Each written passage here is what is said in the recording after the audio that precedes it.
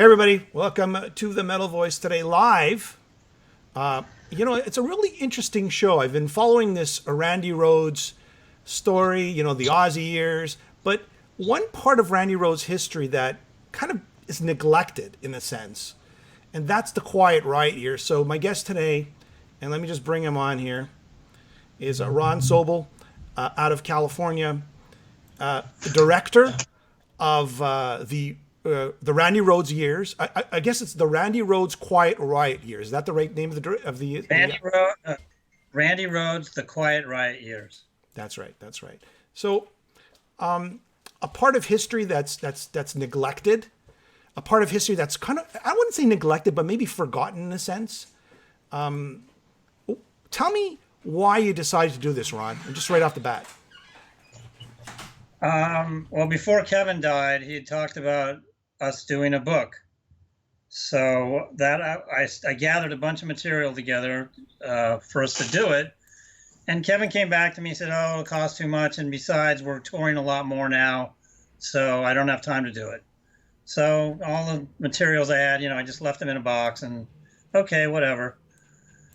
Then there's another movie about Randy that hasn't come out that they asked me to interview for them, and they asked me for material, photographs, and I also have a bunch of Super 8 sound movies of Quiet Riot. You know what, Ron, I'm actually, my bad. I should pause here. I should introduce you a little more.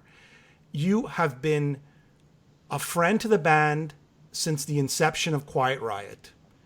You have been the photographer and videographer, or actually maybe the Super High 8 back then, of the band. So you were there, a friend of Kevin Dubrow before Quiet Riot was formed, before Randy was involved, or the band was set up. So that's I should have set it up like this, correct? Just tell me about. I guess just give a little brief outline of who you are and how you were involved with the band before we get into the DVD. Okay, my brother introduced me to Kevin. My brother said to me, hey, I know you really like humble pie, and I met this guy at school that really likes humble pie. You guys should get together and trade your pictures that you each have of him and of humble pie, and et cetera, et cetera. So I said, okay, give me his number. I called Kevin up. He says, yeah, sure, come on over. So I gathered my humble pie photos that I had taken and other things I'd collected out of magazines, go to Kevin's house. And the stuff he had was like amazing. It was like my stuff. I felt like an idiot because that stuff was so. As a photographer, right? Kevin started off taking pictures of bands before Yes. Quiet Riot now, right? Just the context of it all, right? Kevin was a budding photographer. He was a drummer, and I didn't know that he wanted to be a singer. I thought he wanted to be a photographer or a drummer. Oh crap! Hold on, sorry. Okay. There we go. A little bit of a phone ring there. So that's Kevin's background. My brother hooks us up. I go to his house. He's got stuff way better than mine. We traded a few things. I went home. I never thought I'd hear from him again, actually. And then like a few days later, he calls me and goes, hey, what's going on? You want to go do this? You want to hang out? So from then on, we became like great friends, and eventually we became best friends, and actually ended up living with him. Wow, that's pretty cool. As roommates. Yeah. And so Kevin made this, and I'm just going to show everybody. Okay, this is the Randy Rhoads documentary. I'm just going to I didn't even know this existed. Okay, I didn't even know this existed. This is probably, it's so well made. It's a neglected era of the early years of Randy Rhoads and Quiet Riot, and there's so much. It's. I just want to tell everybody that this is an incredible documentary, very informative. Rudy Sarzo's in it. Of course, Ron, you're narrating this. Very well put together, professional, and a treasure trove of pictures and videos that have never been seen. Now, let's get back to the story. I just want to pump that up for everybody. Kevin Dubrow tells you he wants to be a singer, right? And then, okay, go ahead. He didn't tell me he wanted to be a singer. Okay, go ahead. Well, we started hanging out, and there was one summer where I went to Hawaii for 4 months, and when I came back, Kevin and my brother were like best friends, Okay. and they're hanging out together, going to a place called Rodney's English Disco, which is sort of famous. People can look it up. A lot of big bands hung out there. There's some famous pictures of Led Zeppelin going there. So they used to go there and try to pick up girls, and they wouldn't let me go with them. Neat. So what happened eventually was Kevin hit on my brother's girlfriend, and then they were enemies. And then I'm back with Kevin, best friends again. But that's teenage years, you know? So I guess at some point, just fast forwarding a little bit, he gets a call or he puts an ad and about being a singer of the band, Quiet Riot. I mean, how does that come about? Well, actually, before him and my brother had their falling out, they were playing together with my brother's name is Stan Lee, and he ended up getting a record deal. He's in a punk band called the Dickies. Yeah. They're like in their 40th year. They're still playing. Sure. So Kevin was playing with my brother. In fact, Kevin got my brother to learn how to play guitar, but they had their falling out. Okay, and Kevin was singing in that band with my brother. Okay. So in the DVD or in the Quiet Riot, Randy Rhoads, the Quiet Riot Years documentary, there's some footage of that. So anyways, so they have a falling out, and so now Kevin's not he's not really doing anything like musically, but he gets a call on his answering machine from a girl saying there's these guys in Burbank that are looking for a singer. I don't know how that happened. I was like, what? I didn't know you wanted to sing. So he went and met. That was Kelly Garney had called Kevin, and then Kevin went over to meet Randy and Kelly, and they started the band. Yeah. And when was the first time you met Randy Rhoads? And what was your impressions? A week after Kevin met him. It seemed like a nice kid. I mean, he was funny. He had an odd sense of humor, but if you listened to what he was saying, you understood it. A lot of like him and Kelly had kind of a lot of secret code like talk, like their nicknames for things that they took off of a lot of television shows. So he was a unique and funny guy. And the first time I heard him play, I go, "This guy is unbelievable, Kevin. You guys gotta get it going." Because I can't remember who told me. It was Kelly Garney. I did interview Kelly Garney in a 2-part interview. I've talked to the Rhoads family, and and they were so helpful at the Musonia school that I went to meet them, and the first time they met Kevin, at least I think Kelly Garney told me that Kevin played him a video of him playing in a band, but there was no sound. That was the video I shot. Was there sound on your video? I don't remember. It was just no. There's no sound. Okay, all right. What we did was we synced up like I think there was a tape of it, and I synced it up to the silent movie. But later on, I got a sound camera, so that's where I got a lot of Quiet Riot Super 8 sound films. Okay, all right. And those are in the book, in the movie. I mean. So the band Quiet Riot, they now you got Kelly Garney, Drew Forsyth as the drummer, and he Drew Forsyth, by the way, in this documentary. I'm holding it up right now. I think he does such a great job at sort of, explaining the truths that were going on at the time, which I found really interesting. You had Rudy Sarzo, of course. So now the band is playing some gigs, getting a following. I don't want to go through the whole history. You're gonna have to watch a documentary for that. But this band is taken off. This is not. These guys are getting a following. 2, 3, 4, 5, 1,000 people come into their shows. It's building up slowly. You want to talk about the momentum that started happening with Quiet Riot? They started out playing dumps, and then they finally got into the Starwood, and it just started growing. They went from playing Sunday nights to all the way up to playing 3 nights, Thursday, Friday night, Saturday night, 2 shows a night, like basically once a month. And they started going and playing other places. And they had a great stage presence, a great stage show that they tried to bring as if it was an arena show into a club. We had all kinds of effects. And then we started, or I didn't start, but there's a girl that's in my film. Lori Holland became the fan club president, and she really helped push the band, get the word out, mailings to people, signing up fan club, and it just took off from there.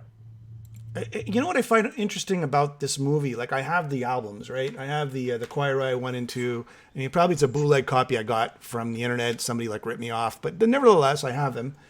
And I find the shows, as you're watching this documentary, the band is getting this momentum, and similar to the Van Halen momentum at the time. Is that correct?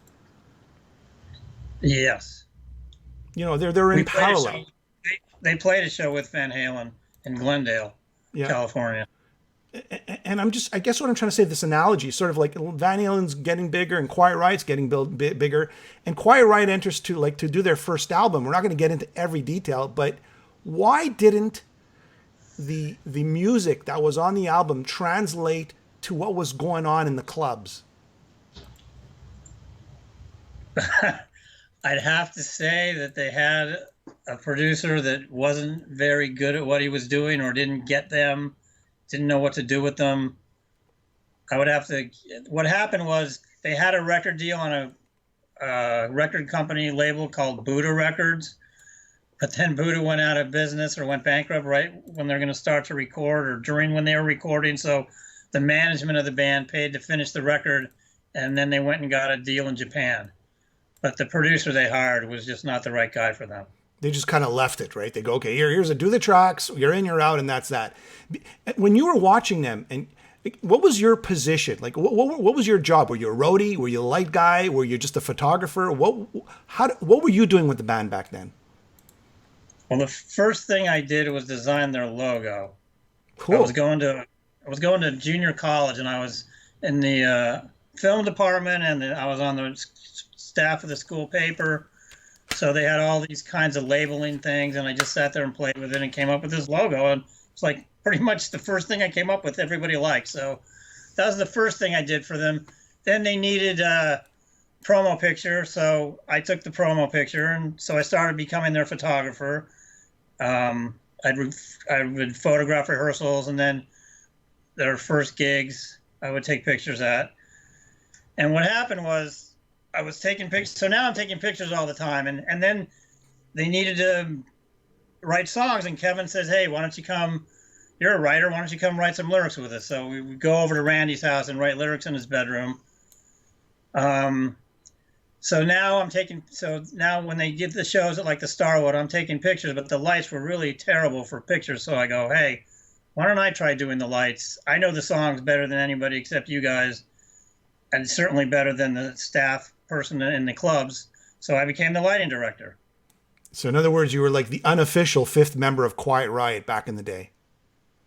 Well, I wouldn't compare it to unofficial fifth members of other famous bands, but I guess you could say that. I mean, if you're doing the lights, you're doing the roadie, the stuff, you're helping the band, you're designing logos, and you're writing music. I mean, to me, I would say, how's that? I would say. Okay, well, yeah, people call me that, and it's cool. I can't say I don't like it. That's good. That's good.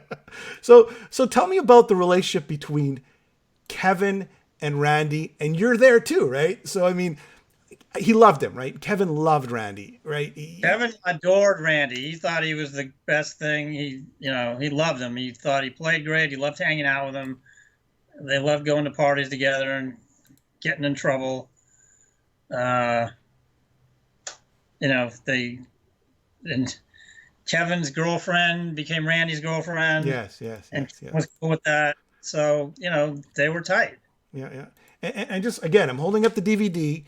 I'm not giving it all away. I just want to give everybody sort of an overview, a high level overview. It starts from Kevin, what you talked about, being best friends with him, all the way to when he leaves for Ozzy Osbourne's band. And that's sort of like what is that, like a 5-year period? Yes. Okay. All right. And again, so the momentum of Quiet Riot is building. We're talking about like 1,000 people for an unsigned band, correct? Yeah. 6 shows, on weekends. So yeah, 1,000 people at each show. That's pretty good. Describe to me what it was like seeing Randy Rhoads play back at the Starwood, back at, you know, the club days when there was 1,000 people, you know, watching him. Well, all the girls would be on his side of the stage. Yeah. And he was a great performer. I mean, you can see in the movie, you can see the moves he made. He had all the rock star moves like before he made it like big. It was like a natural born talent, like one in a million guitar player. That was the whole package: looks, moves on stage, playing, everything. What was the, so again, you know, we talked about before, you know, that Van Halen was rising at the same time as Quiet Riot was rising. And there's this sort of duel between Eddie Van Halen and Randy Rhoads. Did that really exist? Is that something that was created over the years? I think it was more like became like some kind of created thing over the years. I mean, Randy would go see Eddie play occasionally. Were they friends? Were they friends? Eddie would come see Randy play, but I know that one time Randy asked Eddie something about how to keep a certain kind of tremolo bar in tune, and Eddie wouldn't tell him. So I guess there was a little bit of professional jealousy going on. Like, were they friends? No. No. So it was just basically professional musicians looking at each other, right? That sort of that kind of thing. Yes. Yeah. Yes. So there was one famous show where Quiet Riot and Van Halen played together, right? Quiet Riot opened for Van Halen at Glendale College. Yes. Okay, and that was probably a little later on in the DVD, right? Like later on. I think it's before the middle of it. Okay, all right. But I'm not sure. Do you remember? If there I have footage I shot of that show. Obviously, you're not seeing Van Halen in it. You see Quiet Riot at the same, you know, at the Glendale College. If anybody, I don't know if there's a subtitle in the film, but no, I remember seeing it. I remember seeing footage. I remember seeing footage of it. So that's pretty cool. Yeah, Kevin's wearing a yellow outfit. I'm pretty sure that's in the film. Yeah. What do you remember from that night? Like, I mean, so this is like, you know, people have been talking about this for years. Eddie Van Halen versus Randy Rhoads. What do you remember from that gig? Like, who blew who off the stage? Well, or was Randy ripped his pants, and so he had to switch into jeans from his stage pants. And then afterward, what I really remember, and then afterwards, in the dressing room, it was at Glendale College. That we were in the dressing room of the, you know, for the plays, the kids that do, you know, shows, and they had a bunch of women's dresses in there. Yeah. So the band, the band put the dresses on. I took a bunch of pictures of it. So, you know, that was kind of cool. And if anybody has any questions out there in regards to Randy Rhoads personally or, you know, professionally, or just feel free to type them in. I know there's people watching. Again, this is the documentary for the people who are just tuning in right now. The Randy Rhoads, The Quiet Riot Years, a treasure trove of pictures. Show me your book. Show me your book. And this is a company. You could buy the DVD by itself, or you could buy the book by itself. There it is. Now, I don't know if you want to open it up there, but just quickly, just flip right through it. Bam, bam, bam, like that. Look at that. These are unseen pictures of, well, I mean, a lot of people have seen them. A beautiful, beautiful book with incredible pictures. I guess shots from Quiet Riot 2 that you put together. Wow, that's pretty cool. Yeah, right now we sold out of the hardcover, so now it's just soft cover. But the soft cover has an additional chapter that the hardcover doesn't have, with some photographs that I didn't take, but because I was doing lights. But I bought them from someone that owned them, and now I own them, and they're in the book too. That's incredible. So, I mean, you know what I love about this? Like, we always talk, and I said this at the beginning of the show, we always talk about the Ozzie years with Randy, but we never sort of understand where he came from. Because if you can understand where he came from, you know who he is, right? Tell me about Musonia. And this is a plug for the Musonia, because I know the school's been struggling, and they want to keep it open, and it's a heritage site in my opinion. It's a super important, it's the pivotal point for the whole story of Randy Rhoads. Tell me about, you know, Musonia and what you remember from it. And Musonia, for those who don't know what it is, it's the school where was co-owned by Randy's mother, Dolores, and now it's being run by Kelly Rhoads. Tell me about the school back in the day when you first were introduced to it. Strangely enough, when I was in elementary school, took trumpet lessons there. Cool. Cool. I'm pretty sure that I took them from his mother. Okay, cool. I was horrible at trumpet because I've got asthma, so I really couldn't push the air through the instrument. And so when first time I went over to Musonia, I forgot why I went over there, but I don't remember. But Randy was teaching, and I had to do something where it had to do with the band, or I'm not sure, or bring him some photographs because they always liked getting the pictures I took. Mm-hmm. And so I'd print a bunch of extra prints up for the band. But I'd go over there, and he had his room that he was giving lessons in, and it was he had like hundreds of I can't say hundreds because hundreds is a lot, but he had a lot of students. I remember that. I mean, I've been in Musonia. I've been in this where he was teaching, where his little room where he used to teach, and it's pretty.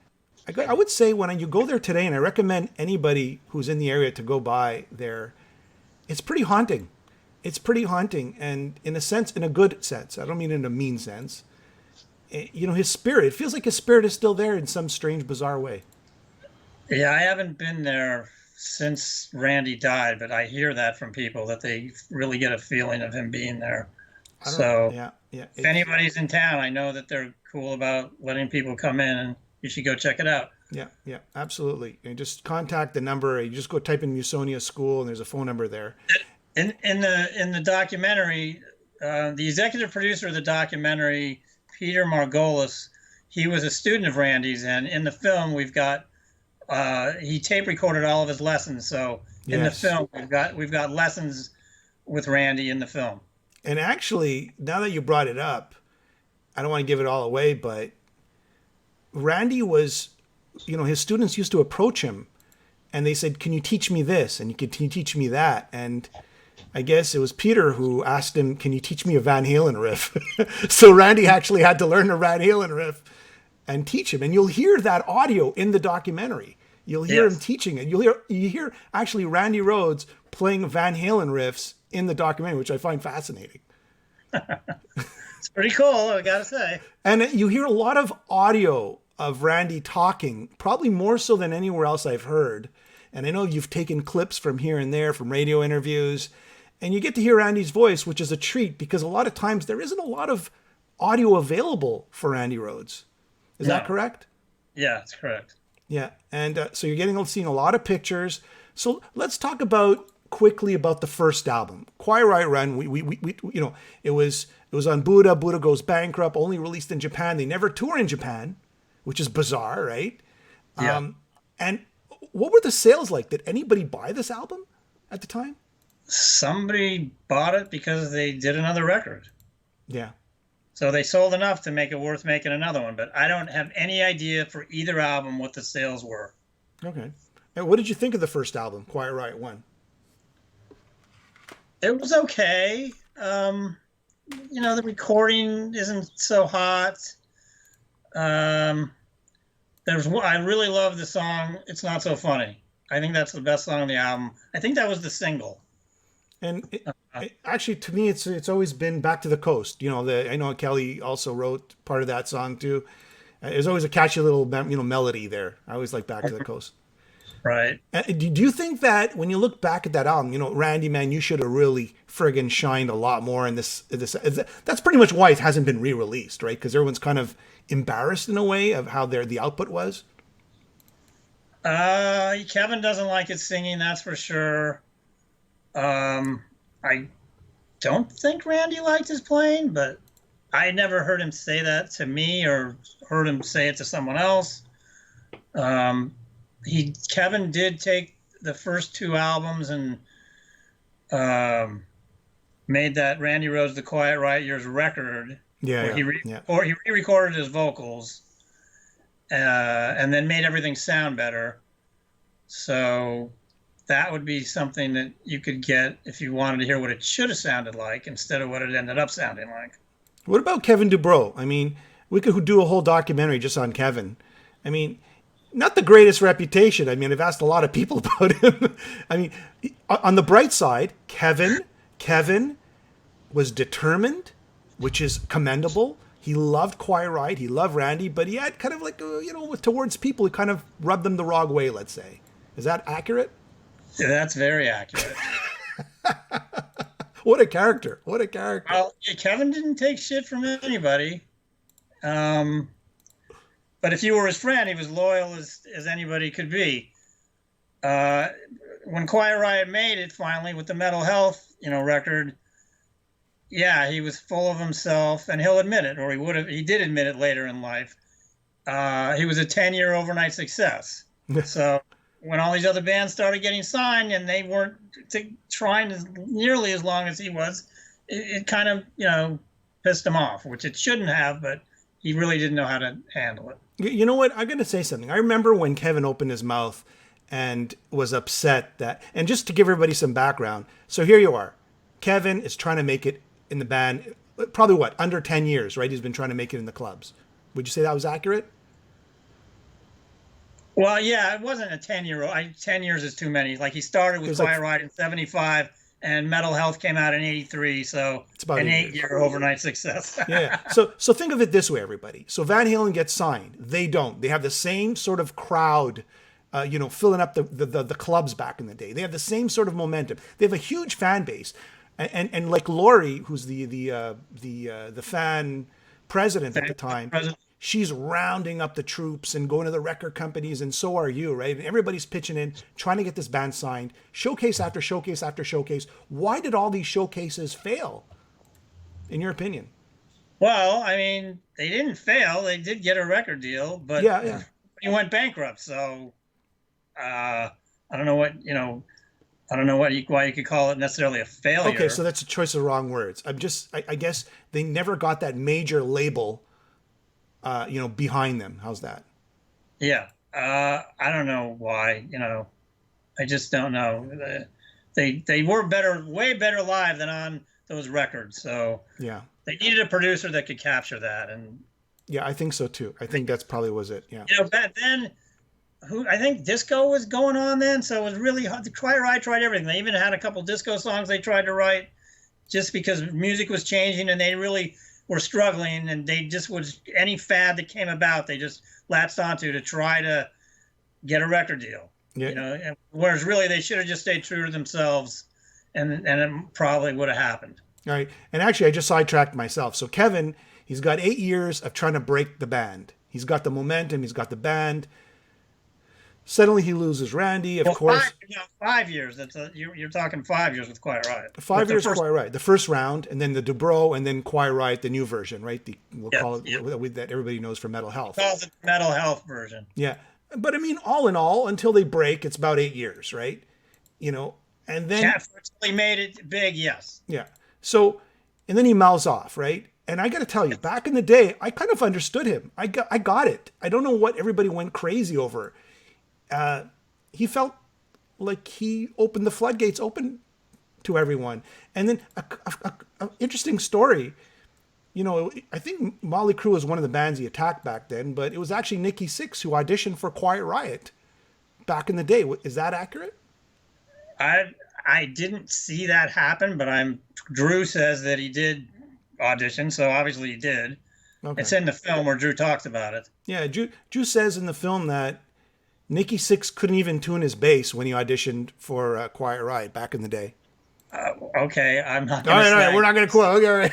But that's what it's in the film. Said. That's what Drew said. What? I have no reason not to believe him. Okay, all right, fair enough. So, I mean, that was a little tidbit of Nikki Sixx, probably just starting off, which is normal, right? A guy just starting off and learning how to play, which is like everybody else, right? So yes. Let's move on to Quiet Riot 2. The band does their second album. Tell me, your thoughts. Kelly Garney. Oh man, we can get into the whole Kelly Garney incident that I spoke about with Kelly Garney, where he got, let go from the band, the firing of the gun. What do you remember from Kelly Garney, the bassist, getting fired? I mean, just a quick little summary on that. Kelly was a nice guy and he was really funny, but he had a huge drinking problem. Okay.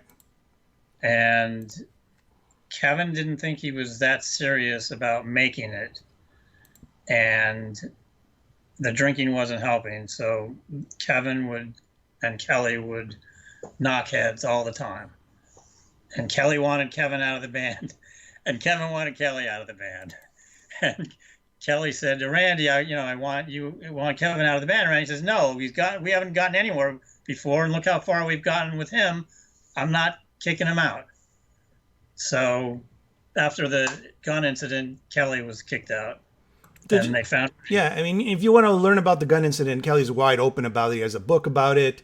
He did an interview about it. He shot some shots in the air, and it was very misconstrued. He was drunk, but in no means he loved Randy. Kelly loved Randy, and Randy loved Kelly, and they're like brothers. And that's how I got out of all of it. It just everything just got a little wacky that night. Yeah, I know that Randy saw Kelly when he was on tour with Ozzie. Yeah. So Kelly's out. Rudy Sarzo's in. The album Quiet Riot 2 is recorded. And what was the reception of Quiet Riot 2? Do you remember? I didn't sell enough in Japan for them to do a Quiet Riot 3 that I know of. But around that time also, I think Randy was starting. Well, no, it was still a couple of years, I think, or a year and a half till Randy went to audition for Ozzie. So I really can't remember it. It's so long ago what happened after that, except they just kept trying to get an American record deal. Yeah. And I guess that's where I was getting at. Like they're trying and they're trying and trying and they still have the momentum. Now, Randy reluctantly goes to audition for Ozzie, right? His mom tells him, come on, Randy, you never know. Something good could come out of it, right? Just go do it. Yeah. Right? What did Randy tell you about the audition? Did he tell you anything about that? I didn't know anything about it. Kevin told me. Okay. Randy's auditioning for Ozzie, and then he tells me Randy's going to join Ozzie. I go, what? I can't believe it. It's like, I could not believe this was happening.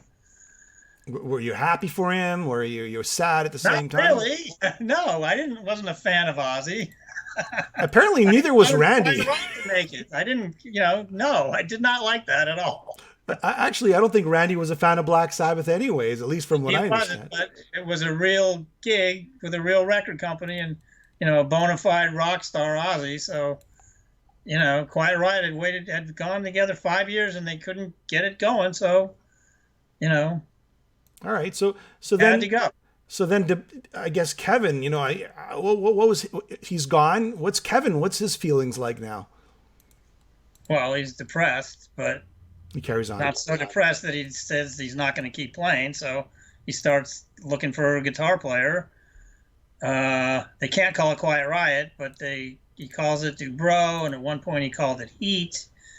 And he went through a series of guitar players, bass players, and drummers.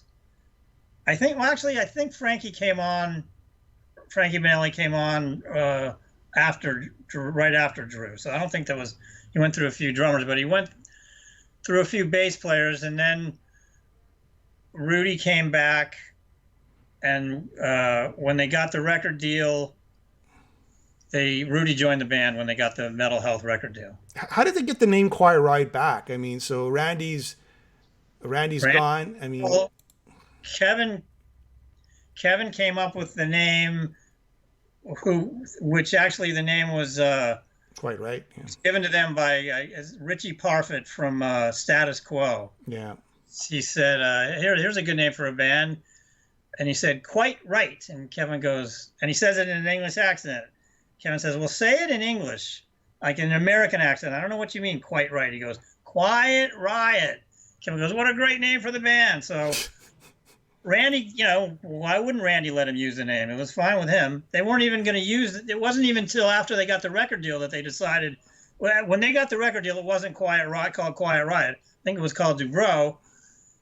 And they needed a name better than that. So they said, hey, why don't we use Quiet Riot? And I think called Randy, and he said, yeah, go ahead. What, I don't care. That's cool. So why don't you show me your book one more time? And where people can pick your book up.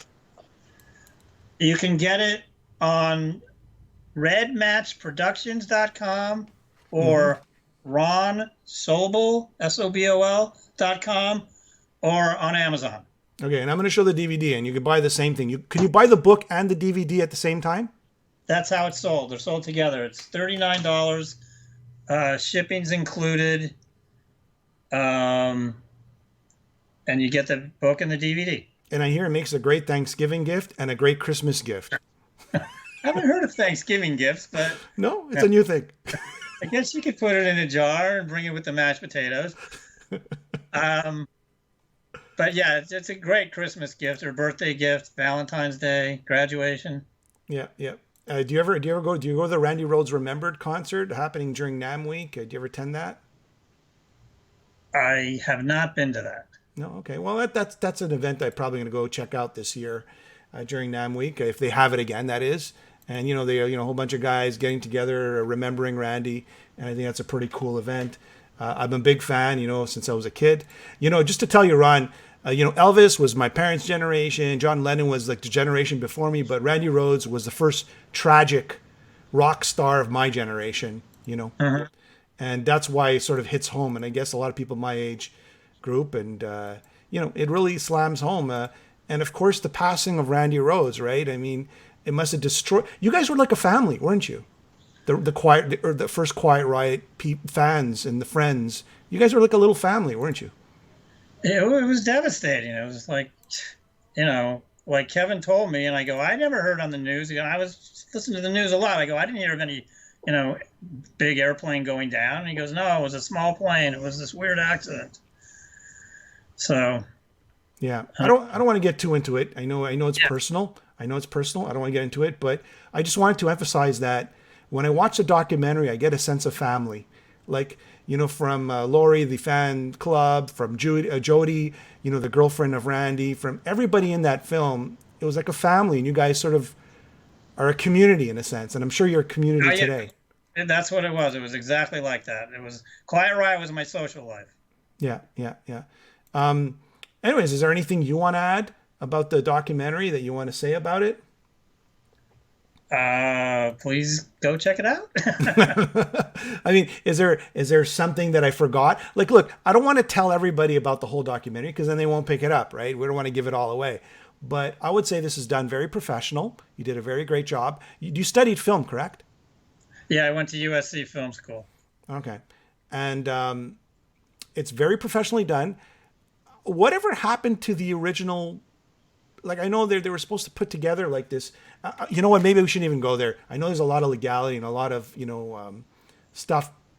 But yeah, it's a pretty complicated story. So yeah, we won't go into it, and I'll just leave that as is. All I know is that it was stopped, right? It was stopped. Yes. And there's a lot of parties involved, and whatever it is, it is. But I want to tell everybody, we do know the Ozzie story anyways.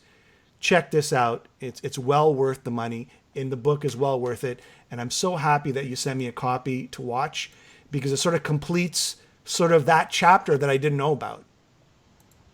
You're welcome. Yeah. So that's pretty much it. I mean, if there's anything else you want to add, you can do so. 1, 2, 3, there you go. I think we pretty much went over it. And if anybody has any questions, if you check out the book and the DVD, it's got everything you want to know. All right. Thank you so much for your time, Ron.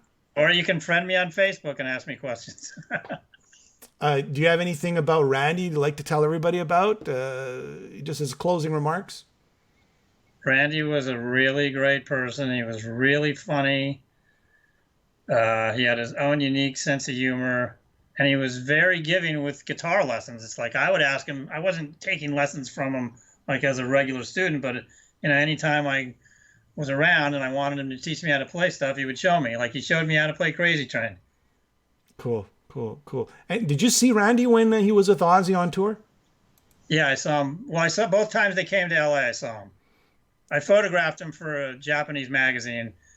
Some of those pictures are in the book. Very cool. And were you super impressed when you saw him on stage versus the Quiet Riot Years? Well, of course. Because now he's really letting loose, right? Amazing to see him play in an arena. Yeah. Proud, I guess, like a proud friend, right? Yes, very proud. Very proud. Hey, did you get backstage pass at least? Yes. Okay, good. He took care of you. All right, good. And I had a photo pass. Oh, good, good, good, good. Well, thank you very much, Ron, for being on the show. I really appreciate it. Okay, Jimmy, thanks.